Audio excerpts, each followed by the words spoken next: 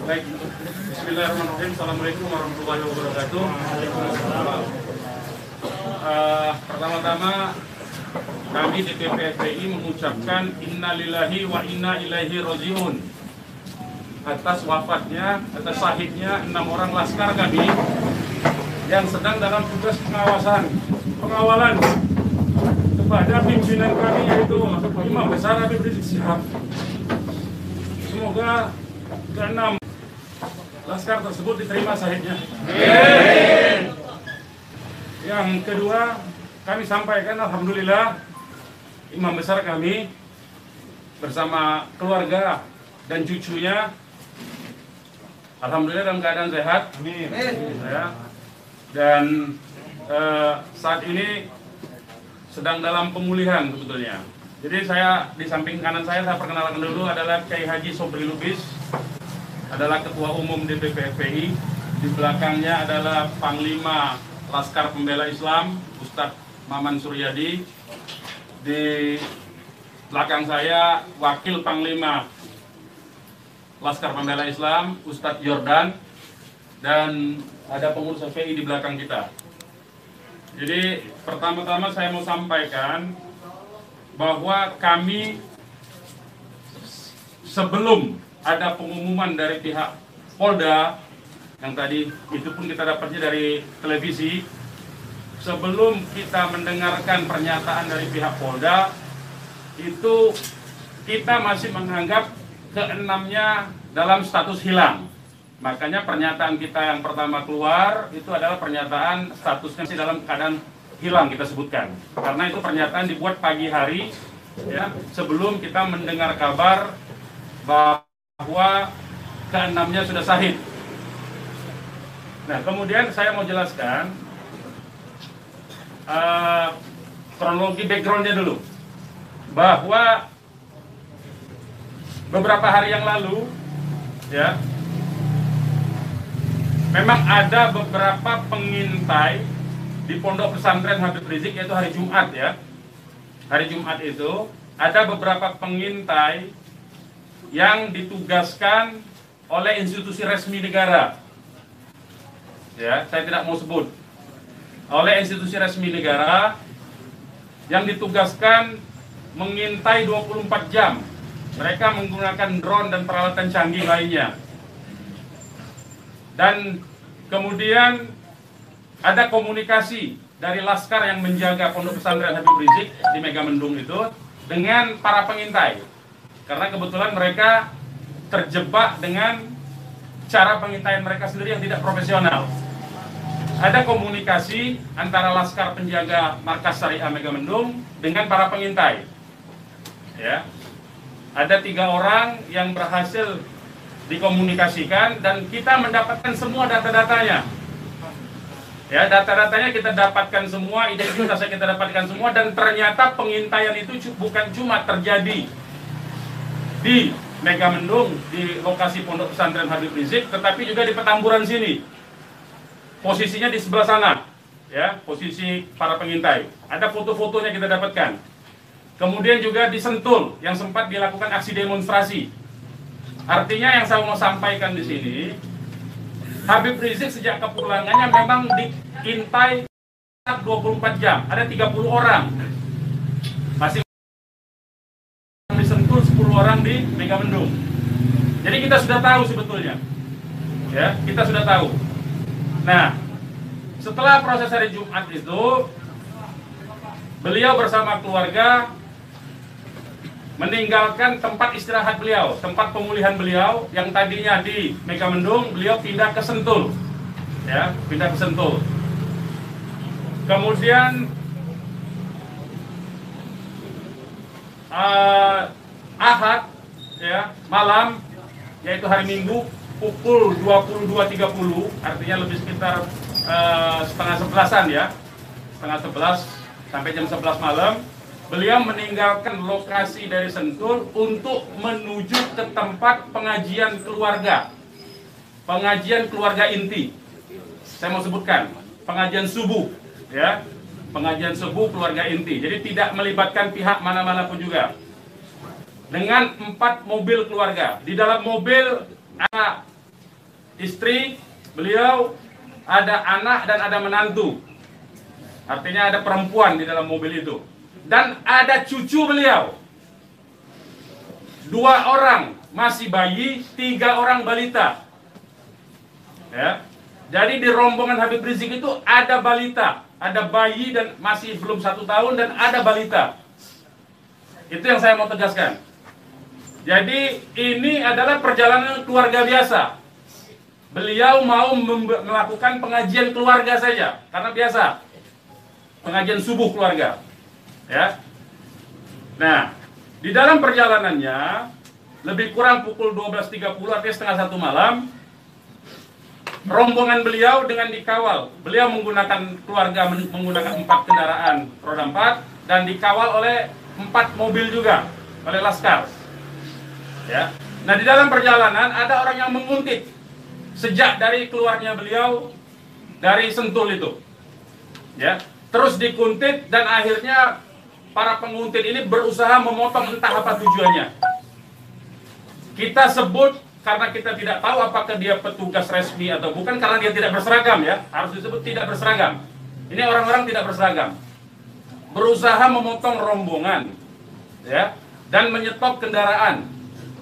Nah, para pengawal tentu saja bereaksi untuk melindungi, ya, untuk melindungi Imam Besar Habib Rizik Syihab. Itu reaksi normal, karena memang mereka bertugas untuk mengawal. Reaksi normal. Yang patut diberitahukan kepada teman-teman pers semua, bahwa fitnah besar kalau laskar kita disebut membawa senjata api dan tembak-menembak. Fitnah itu. Laskar kami tidak pernah dibekali dengan senjata api. Kami terbiasa tangan kosong. Kami bukan pengecut. Jadi fitnah. Dan ini fitnah luar biasa, pemutarbalikan fakta dengan menyebutkan bahwa laskar yang lebih dahulu menyerang dan melakukan penembakan. Kalau betul itu coba dicek senjata apinya, nomor register senjata apinya, pelurunya itu semua tercatat. Cek saja, silakan dicek. Pasti bukan punya kami, karena kami tidak punya akses terhadap senjata api dan tidak mungkin membeli dari pasar gelap. Ya, jadi bohong sama sekali. Apalagi di FPI, di kartu anggota FPI dan kartu anggota LPI disebutkan bahwa setiap anggota FPI dilarang membawa senjata tajam, senjata api, bahkan dan bahan peledak. Itu dilarang di kartu anggota kita punya. Ya. Nah, jadi upaya-upaya memfitnah, memutarbalikkan fakta hentikanlah. Ya. Hentikanlah. Nah, kemudian kejadiannya, ya, kenapa kami menyatakan laskar kami dalam keadaan hilang? Karena memang kami belum tahu keberadaannya di mana. Itu membuktikan bahwa mereka dibunuh dan dibantai, saudara-saudara. Ya. Kalau sejak awal tembak-menembak itu berarti dia tewasnya di tempat dong.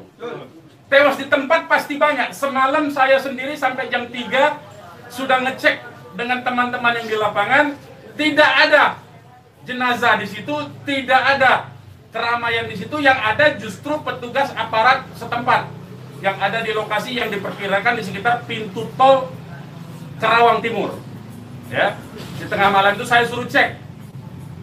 Begitu saya mendengar ada berita terjadi ada laskar kita yang ditembak, kita suruh cek ke pintu tol Karawang Timur. Ternyata tidak ada mobil laskar di situ. Mobil laskar tidak ada, jenazah tidak ada. Kalau itu memang tembak-menembak dan tewas di tempat, itu pasti ada jenazah di situ.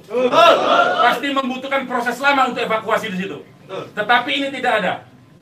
Dan bahkan saudara-saudara perlu ketahui, teman-teman media, sempat salah satu laskar mengirimkan voice note rintihan dari salah satu laskar kita yang ditembak. Itu artinya apa?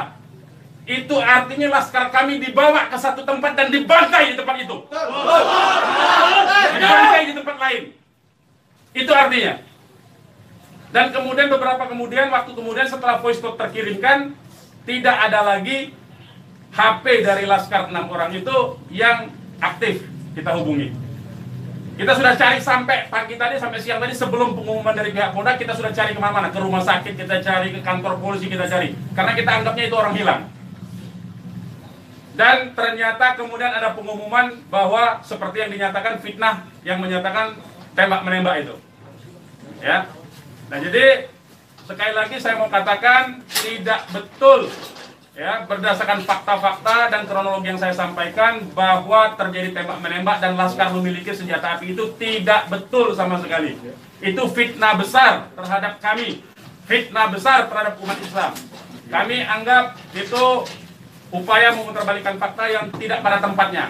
Saudara-saudara harus diperhatikan, ini 6 orang, ya, 6 orang wafat dibantai, keluarganya ada 1 di dalam, ya, ibunya ada 1 di dalam, ada 1 orang tuanya laki-laki sedang sholat di masjid, ya.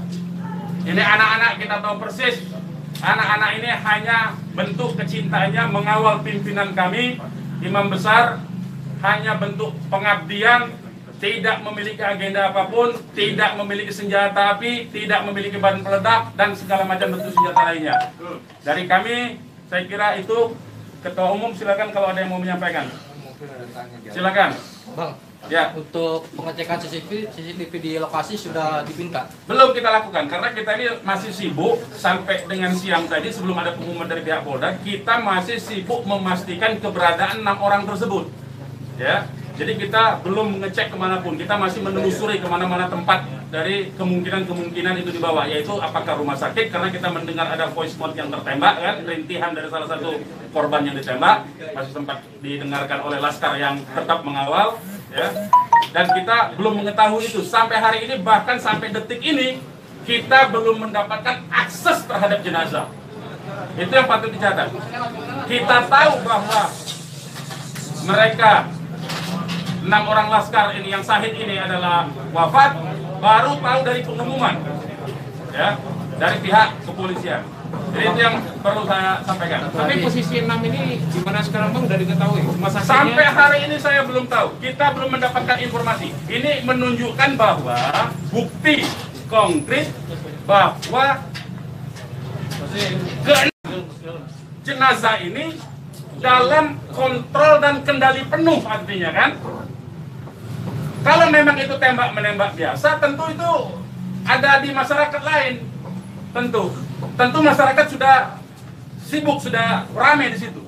Ini sampai sekarang ini kami tidak mendapatkan akses di mana keberadaan jenazahnya, ya, kondisi lukanya di mana tembak-menembak, berapa lubang pelurunya, kami tidak tahu. Hanya satu-satunya sumber informasi, baru bahwa dinyatakan bahwa tewas. Ya.